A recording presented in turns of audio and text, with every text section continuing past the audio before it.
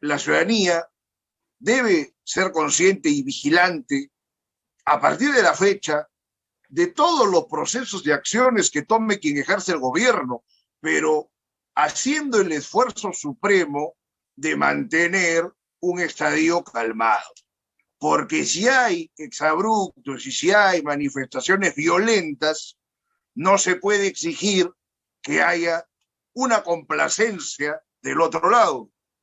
Esto no puede inducir a error en la interpretación de lo que propongo, pero aquí lo que necesitamos es prácticamente poner hombro con hombro para llevar el país fuera del lodazal de este medio en el que estamos hundidos por la pandemia y por la conducción negativa de los últimos gobiernos. Ha llegado, aunque no lo quiera mucha gente, el tiempo de la madurez. Ya no se puede insistir únicamente en ver los errores de los demás, en los errores del que piensa diferente de uno, como se ha hecho durante esta contienda, que inmediatamente quien optaba por Castillo era un terruco y quien iba por Fujimori era un corrupto. Indudablemente que el fujimorismo es uno de los partidos más corruptos y Fujimori ha sido uno de los 10 presidentes más corruptos de toda la historia. Eso ya está en los libros de historia.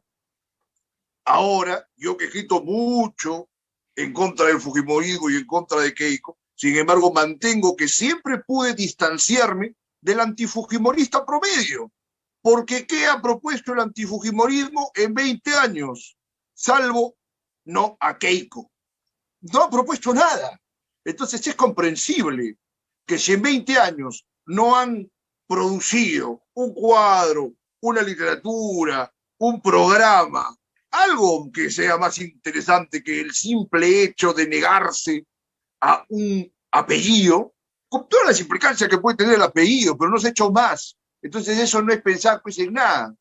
Ahora, Keiko, como no, con el favorecimiento de los medios de prensa, de quienes manejan el poder económico, incidentalmente o provisionalmente lleva una ventaja de 5 puntos sobre Pedro Castillo, que en su momento tuvo una ventaja de 20% sobre Keiko en los días que siguieron al 11 de abril.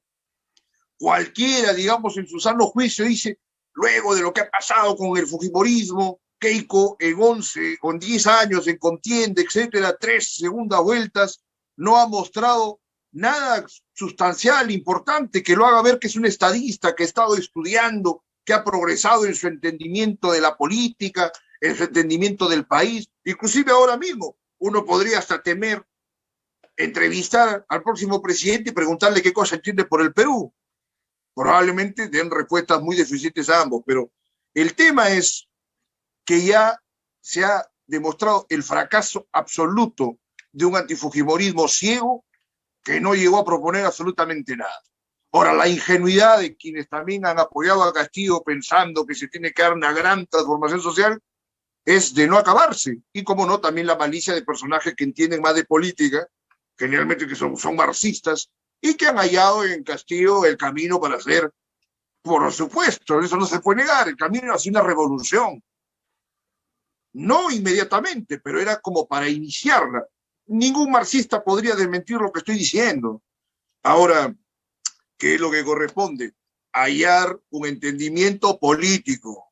Yo creo que quien ejerce el gobierno haría muy bien en coordinar, como no se ha hecho con los gobiernos anteriores, que solamente han favorecido a sus aliados, hasta participaciones quizás en algunos ámbitos ministeriales, teniendo mucho cuidado a los primeros errores de poder distanciarlo, porque tampoco puedes tener infiltrados en el gabinete de ministros, pero al menos en un primer momento habría que buscarse esa fórmula para que haya una comprensión de las cosas que están pasando. Eso, y entendimiento político, no solo en razón de quienes tienen cargos públicos o cargos partidarios, sino un entendimiento político entre la ciudadanía misma, que se ha destazado en las últimas semanas con agravios y ofensas que no tienen necesidad de repetirse, sobre todo porque de ambos bandos se pueden señalar cosas muy negativas de una manera objetiva. Entonces, eso sería lo primordial. y lo más importante que rescatar de este proceso electoral que por supuesto no está resuelto al 100%. Se ha dado un conteo rápido que le da prácticamente 5% de ventaja y como bien se señaló también en su momento, esto va a variar de alguna manera, quizás no definitivamente, pero podría recortarse esa ventaja. Hay que esperar el voto rural, el voto del extranjero y sobre todo tener atención a que en el quinquenio siguiente, si se insisten con los malos manejos, si no hay una voluntad política de atender a toda la población, si el fujimorismo reitera sus apetitos corruptos y criminales, las cosas van a ser muy convulsas, porque tampoco la ciudadanía no tiene por qué consentir más malos manejos, ni más corrupción, ni por supuesto el apetito y el hambre negativo de quien esté en el gobierno, si es el caso de Fujimori. Yo escribí un ensayo hace unas semanas acerca de que Fujimori debía de fujimorizarse, Keiko, y Castillo debía desarrollarse.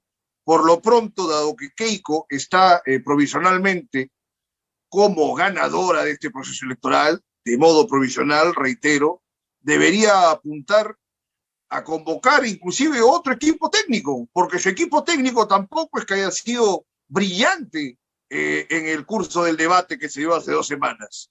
O sea, todo está por hacerse. En realidad, ganase quien ganase, todos estaban reestructurándose. Castillo mismo hasta el último momento convocaba nuevos técnicos, como Franque, como Gonzalo Alegría, con la esperanza o la mira de poder plantear y proponer un esquema que sea realizable en los siguientes 100 días que continúan a 28 de julio, en el primer año y así hasta acabar el quinquenio.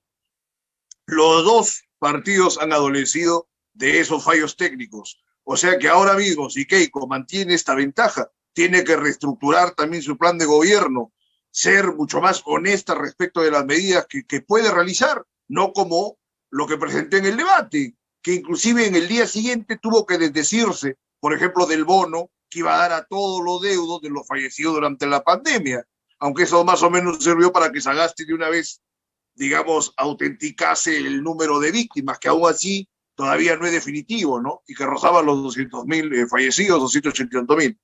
Entonces, con esas atingencias y con esas características, digamos, ideales de la conducta que debe tener la ciudadanía, es que debemos afrontar los días siguientes hasta tener el resultado definitivo que debe emitir el Jurado Nacional de Elecciones cuando pues haya absuelto las impugnaciones y todo lo demás que presumiblemente van a presentarse en buen volumen en esta ocasión.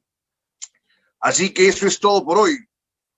Con esas observaciones nos despedimos hasta el miércoles, día en que deberíamos hablar plenamente de cultura, pero lo más probable es que hablemos también de política por lo pronto y hasta que se termine este proceso electoral que nos deja muchas cosas para pensar y sobre todo un esquema muy amplio de proyectos y realizaciones que deben asistir y llegar a todo el grueso de la población, sobre todo en el sur, porque no es tanto la distancia entre Lima y provincia, sino entre Lima y el norte y el sur, que permanentemente está en esta situación más o menos desesperada, pero no hay que olvidar que en el sur ha habido muchos gobiernos de izquierda que tampoco les han dado las mejoras ni las facilidades que esperaban.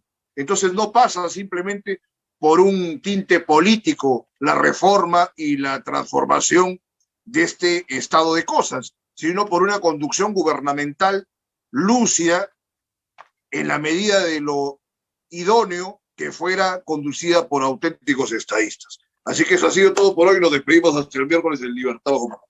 Buenas noches y que tengan una buena semana.